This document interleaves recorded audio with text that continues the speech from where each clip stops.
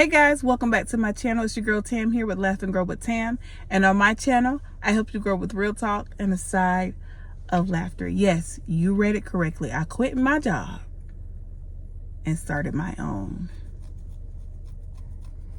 Yeah. Oh, not me knocking my glasses off. Yeah, that was a whole leap of faith. Back in 2019, in the summer of 20, actually, it was the last maybe month of school. So it was in May of 2019. I left teaching. I was teaching at a private school and I left for multiple reasons. And I didn't know what I was doing next. I just knew I wasn't supposed to be there no more. It was time to go.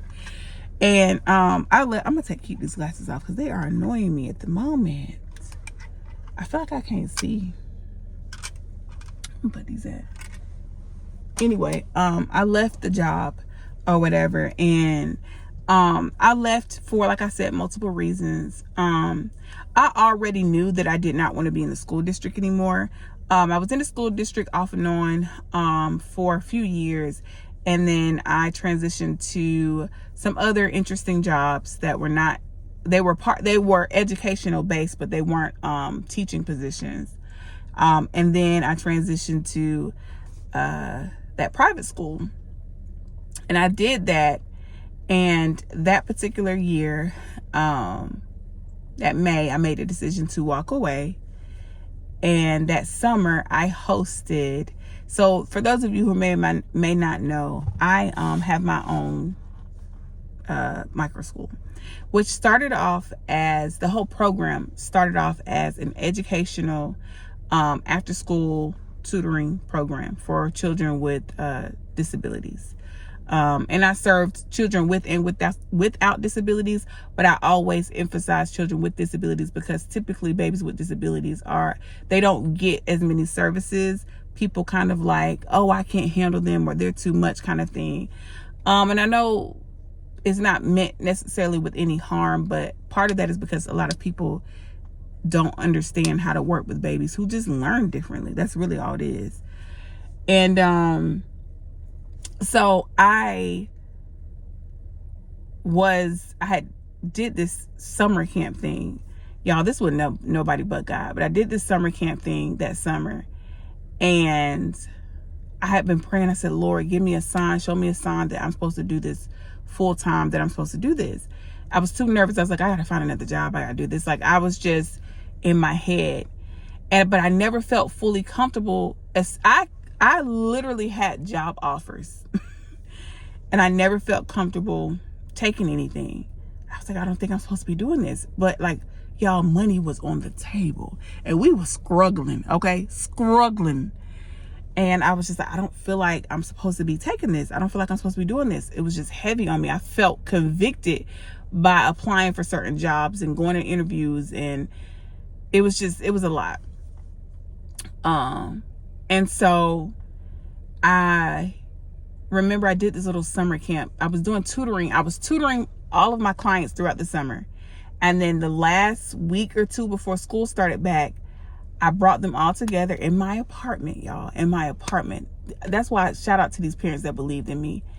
I think I had about 10 kids in my home, and we hung out for the week. And then that weekend we went on a field trip, and it was amazing.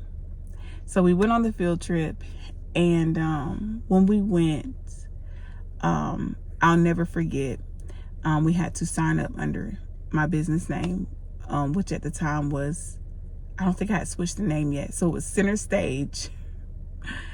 Center Stage After School Tutoring for the Exceptional Child. Such a long, Incorporated. We laugh at that title all the time. But so yeah, so we did that, and we went. And I remember we got everybody signed in, did the field trip, and I remember we walked into the room they had for all the different schools and organizations to eat lunch. They had our name up. It said Center Stage. I had never seen our name just put out there amongst other schools. So I remember kind of being like, oh, that's, wow, okay. And then they kept, come on, is this center stage? Come on, guys, come. Oh, center stage. You guys right over here. Okay, center stage. And I looked at the time, I had my friend with me, who was also a business owner, and she was encouraging me to start. And we were walking up the steps, and I heard God say, I looked at her and I said, that's so weird. It's so surreal and so weird just hearing them call our name center stage like that. Like, and as soon as I said that, Holy Spirit said, do you need any more signs? And I knew then, I was like, okay, I'm supposed to do this. And so that day I made the decision to start center stage. And I knew it was supposed to happen because I got attacked physically physically in my body. I got so sick shortly after, at mid part of August. I got extremely sick. I couldn't walk. I lost all this weight. It was a lot, but I still was determined. And on September 15th of 2019, I signed the lease on the office to start it full time. And my best friend Anna, at the time, we were not best friends. We were just friends. But this is actually, that's a whole nother story. But she stepped up. She has a bachelor's in special education. So at the time, she was a stay-at-home mom with her kids, but she wanted to get her foot back in the door. And then we had a special lady that I love, she is a retired speech pathologist. So she came on, and the three of us was in this tiny 290 square foot office that we split in half, and they tutored on one side, I tutored on one side, and we literally people were just flooding us, donating stuff. And at the time, we weren't even a nonprofit yet. Well, I'll say this: we were listed as a nonprofit in the state of Georgia, but we didn't have all of our credentials because we didn't know what we was doing. It was a lot. And we started it, and it was a leap of faith, y'all. I literally just said, okay, God, I didn't have the money. I needed $1,250 to get into the office because you had to pay the first month's rent and the deposit. And I was like, I don't even know how I'm going to get that. I just put it out there and people just started giving.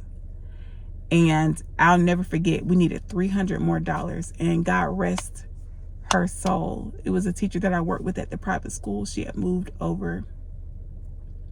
overseas to teach. And she sent the last $300. And I remember I just cried. And my mind was blown. Now, mind you, while all of this is happening, I'm sick as a dog, y'all. Like, literally going to bed every night terrified that I'm going to die. Going to see specialists, they had no answers for me. I couldn't stand more than 5 minutes, but I was pushing through. I was still seeing my tutoring clients. I would just have to sit. We didn't know what was going on. And so, that, like I said, that next year, 2019 was when we did it. We did it September all the way through. And long story short, we outgrew that space. We got enough clients that we could move into another bigger room. And that room was 850 square feet. Then we moved from that, and we actually had two rooms. We had the one that was 850 square feet and one that was 1,200 square feet. Or was it 1,200 or 1,000 square feet? And we literally was like, God, what are you doing? And that August, so all the babies that we were tutoring, that August, we had parents reach out and say, hey, this was right when COVID hit. And they were like, we're not comfortable with our kids going back to school. Can y'all teach them? And we were like, sure. And that is how the school got birthed. And in a conference with one of my best friends, she did a 2020 vision conference, and Center Stage Education and Consulting was birthed out of that. So we're no longer Center Stage After School Tutoring for the Exceptional Child Incorporated. We are Center Stage Education and Consulting, and for short, we'll say Center Stage Education. But I said all that to say, guys, it took a leap of faith, and tomorrow is year 6 of our school. And we are almost at capacity with students. We are a fully accredited school. We are a fully accredited school. We have certified staff members. We just hired a new math teacher. God is so good. God is so good. And it's just been a tremendous blessing. Why am I telling you this story? I'm telling you this story because it took a leap of faith. And if I would have listened to the naysayers around me, if I would have listened to myself, I would have never did it. I would have never did it. There are people who are waiting on your obedience. They don't know they are. But had I not been obedient, had Anna, my best friend, not been obedient, there are some babies right now who would have been failed by the school system. And that's not to shun the school system. Don't get me wrong. I am not one that talks bad about public school in that way. There are some things and some systems set up in public school that are designed for these babies to fail. The amount of students that they put in these teachers' classes, the expectation of these teachers, those are systems put into fail. Public school system is not designed for children to explore how they want to learn. They have to be taught a certain way, and if it doesn't follow along with the guidelines, then it's wrong. And so, had I not been obedient, and I'm not trying to say, oh, God is me, it's all on me. No, I'm just saying there are lives attached to my obedience. There's an assignment on my life to minister. And I say minister because people see as all ministry is serving. To serve this community of families that have had traumatic experiences in education. I have parents who have said things like, I don't know what I would do if we didn't have Center Stage. Center Stage is meant for who it's meant for. It ain't meant for everybody. But when I tell y'all, God's hand has been on it. I have wanted to give up so many times because it's hard. We run off of donations. The parents do pay tuition, but that is not enough to cover the cost of, I turned the air on. I'm sorry if y'all hear the noise. It's hot. It's not enough to cover the cost. And if we want high quality educators and we want high quality equipment and stuff for our students to use, we gotta, and so there's been moments I'm like, you know what? This is too much. This is too much. But God reminds me it's not about me. It's an assignment. And so what is it that you have been running from? What is it that you know God is calling you to do? What is it that you have not been obedient for? What is that big leap of faith that you need to take? I encourage you to do it. Let God order your steps. Take that leap of faith. Put yourself out there. Don't be too prideful to ask for help. Baby, do not be too prideful to help. You never know who's willing to help you, who's watching and just waiting on you to ask. So I wanted to share that with y'all. I'm going to get off of here because I've been talking for the past 30 minutes. If you see my other video, you know I've already recorded. This is my second one today. But anyway, I love y'all. I just want to share that with you. I thought it might be interesting. So there you have it. All right.